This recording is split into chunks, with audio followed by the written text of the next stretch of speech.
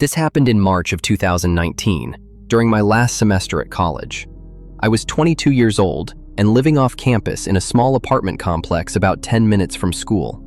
It was one of those cheap student housing places with paper-thin walls and a parking lot that was way too dark at night. I worked part-time at a coffee shop near campus, and my schedule was pretty consistent. Monday, Wednesday, and Friday evenings from 5 until close at 10 p.m.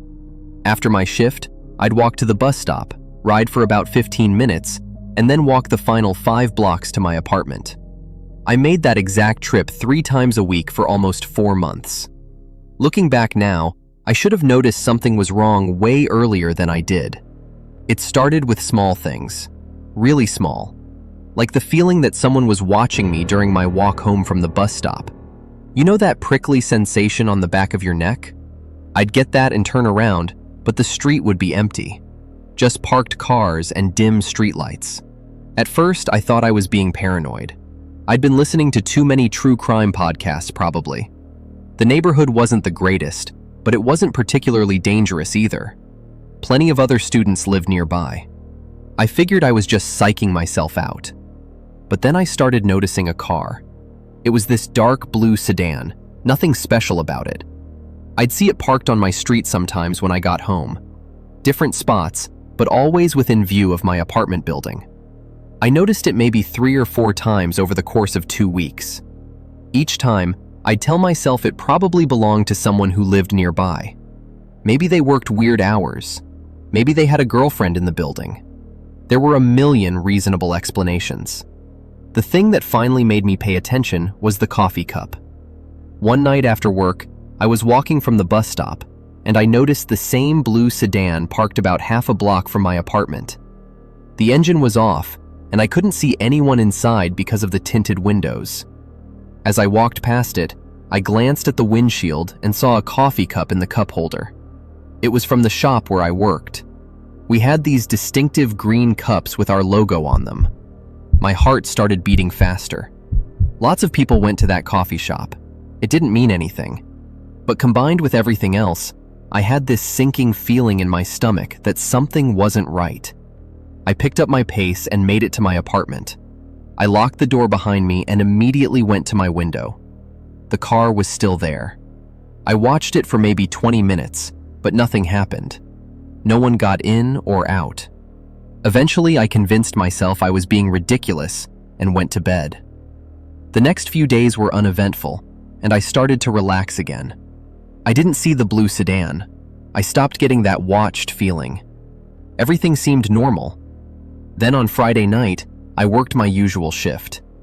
It was a pretty slow evening, and we closed up right at 10. I said goodbye to my coworker Sarah and headed to the bus stop alone. The bus came right on time.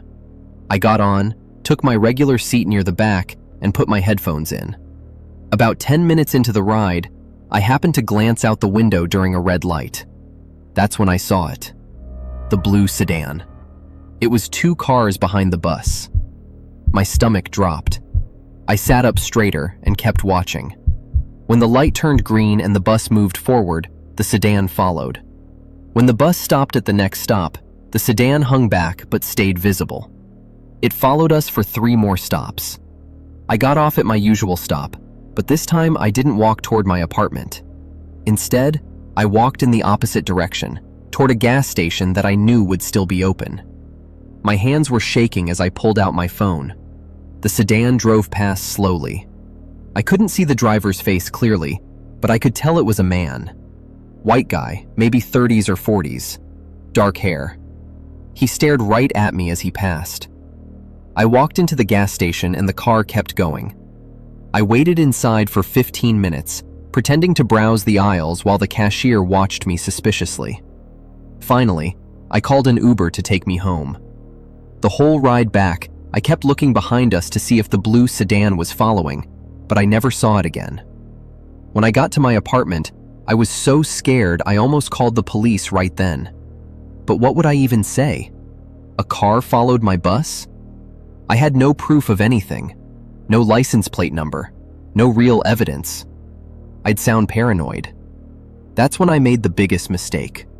I decided to just lock my doors and windows and try to forget about it. I went to my bedroom, and that's when I noticed my laptop was open. I always closed it when I left for work. Always. I walked over slowly and saw that someone had been. Looking through my photos. Recent photos. Pictures from the coffee shop. Pictures of my apartment building. Pictures of my route to the bus stop. That's when I realized someone had been inside. My blood ran cold. I grabbed my phone and ran out of my apartment. I called 911 from the parking lot. I couldn't go back inside. I couldn't breathe.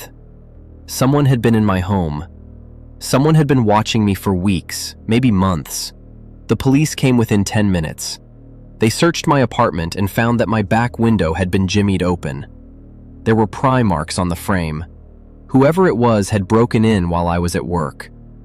When they checked my laptop more carefully, they found something even worse. There was spyware installed. Whoever had broken in had been monitoring my computer remotely. They could see everything: my emails, my schedule, my messages to friends.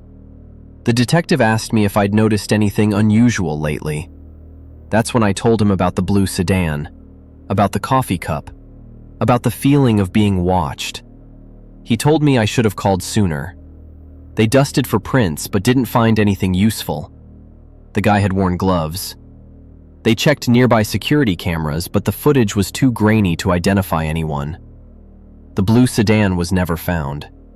They told me to stay somewhere else for a few days while they investigated, so I went to stay with my friend across town. Nothing else happened after that night. No more sightings of the sedan, no more break-ins. It was like whoever it was just disappeared. But here's what still haunts me. When the police examined the spyware on my computer, they found that it had been installed almost 3 months before I even noticed the car. 3 months. This person had been watching me, learning my routine, tracking my movements for 3 entire months before I had any idea. I moved out of that apartment 2 weeks later. I quit my job at the coffee shop. I changed my route to campus completely. Even now, years later, I check every car that parks near my house. I close my laptop every single time I leave a room, and I never, ever ignore that feeling of being watched anymore. To this day, I still don't know who it was or what they wanted, and honestly, I'm terrified that I'll never know.